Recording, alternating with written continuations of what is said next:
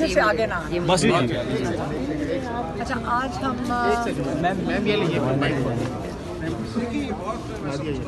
सारे लंबी रखो। अच्छा, अभी बिस्मिल्लाहिर्रहमानिर्रहीम, आज हम जेल गए हुए थे तो इमरान खान ने आज उनकी कोई डिमांड की हियरिंग थी, तो उसके लिए उन्होंने इमरान खान ने आज एक मैसेज भेजा है। हमारा ख्याल है और उनका भी यही ख्याल है कि अब ये सारी कार्रवाई जो फैज़ हमीद को जो घसीट रहे हैं 9 मई में, उसका मकसद है कि इमरान खान को मिलिट्री जेल में शिफ्ट कर दिया जाए। और इसके लिए ये सारा जो तमाशा लगा हुआ है फैज़ हमीद का, जिसको इमरान खान ने ये भी कहा कि 9 मई के लिए अगर फैज़ हमीद का कोई ताल्लुक़ है तो बहुत सादी सी एक चीज़ है और उसको वो कहते हैं CCTV फुटेज, वो पेश की जाए। केस अगर शुरू भी होता है तो वो पेश की जाए। मिलिट्री कोर्ट में जाने का मकसद ये है कि आपको बाहर पता ही नहीं चलेगा कि उन्होंने इमरान खान को किस चीज़ के लिए चार्ज किया। हमें ये भी इत्तला मिल रही है कि इमरान खान को एलिमिनेट करने का फ़ैसला हुआ। अगर ये मकसद ये है कि जल्दी से अल-कादर में कन्विक्ट करें और 3 महीने इनको जेल में रखें, क्या इमरान खान को इसलिए कर रहे हैं ताकि उनको ये एलिमिनेट कर दें, उनको ये ख़त्म कर दें? हम अब इस चीज़ के लिए, आपको मैं ये बता रही हूँ, हम अकेले ही बैठ जाएंगे सड़क के ऊपर जाकर, हमें किसी की ज़रूरत नहीं पड़ेगी, हम उठेंगे नहीं।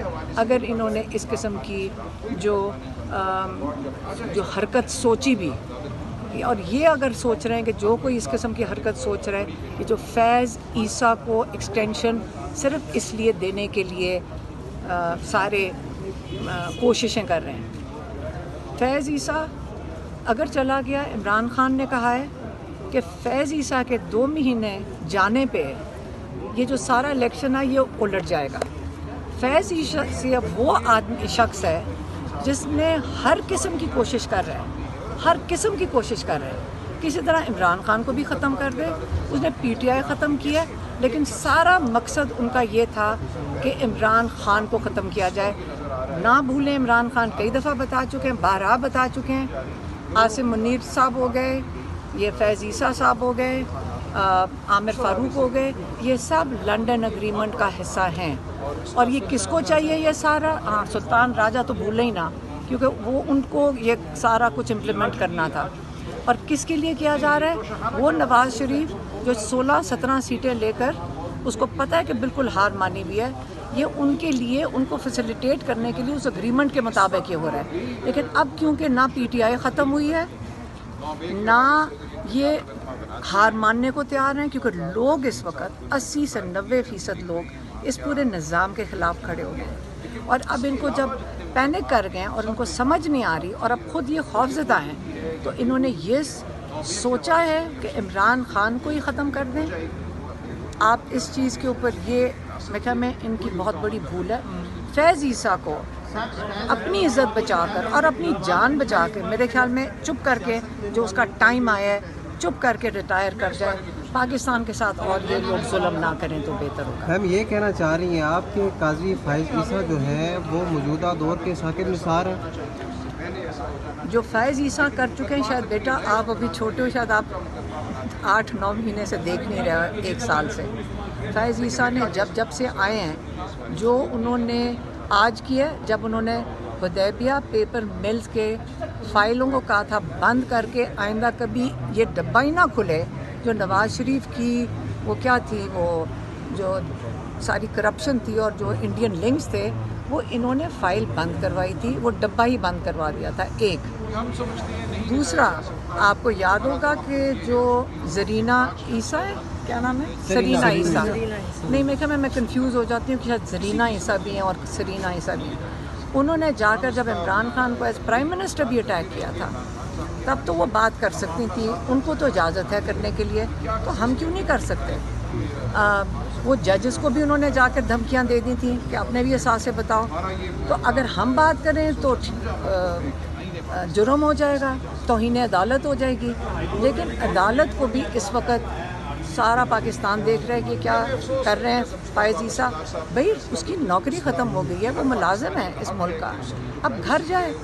ये पूरी कायनात बदली जा रही है, पूरे पाकिस्तान को दाव पे लगाया हुआ है ताकि फ़ायज़ ईसा को किस लिए एक्सटेंशन देनी है, किसके लिए वो बिठाया हुआ है, किसको बचाना है। हमारे भाई की ज़िंदगी ख़तरे में नहीं होनी चाहिए। अगर फ़ायज़ ईसा का या किसी का ख्याल है कि यही हल है, ये हल नहीं होगा, वो चुप करके घर चले जाए। आपने इमरान खान साहब को एलिमिनेट करने की बात का इजहार किया या ये आपकी ये जज्बात खदशा है? हमारे पास आया और हमने उनको बताया और उन्होंने आगे से कहा ज़िंदगी मौत अल्लाह के हाथ में है, और वो हमेशा यही बात करते हैं। लेकिन मैं तो ये बात करके मैं आपको अपना कंसर्न बता रहे हैं, हम बता रहे हैं अपना कंसर्न। हमारी तो वो यही कहेंगे और उनका ईमान भी पक्का है, हमारा भी मजबूत है। लेकिन ये तो नहीं मतलब कि हम चुप करके बैठ के ये इंतज़ार करें कि कोई ऐसी हरकत कर दे।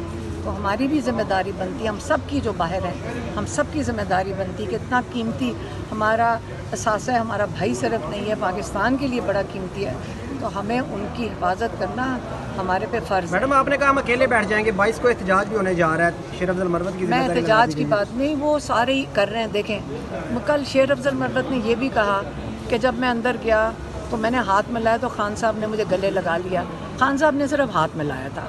मेरे ख्याल में बाहर आके इस किस्म की चीज़ें देखें हमें आदत नहीं है, हम तो जब आके बात जो होती है सही बात होती है वही करते हैं। शेर अफजल को सही रास्ते पे चलना चाहिए, अगर उसने आगे चलना है, मेरे ख्याल में लीड करना है। वो सवाबी का भी जलसा हो चुका है, लोगों ने खुद निकल आना है, किसी को लीड करने की ज़रूरत नहीं है। हाँ, शामिल होना चाहिए, लेकिन ये कहना कि वो कोई जलसा कर रहे हैं, जलसा में जब लोग शिरकत करते हैं वो लोग अपनी खुशी और अपनी मर्ज़ी से आते हैं। उसके लिए आप कोई भेड़ बकरियां नहीं हैं कि जिनको आपने वो चरावे ने बुलाना है तो वो आ जाएंगे।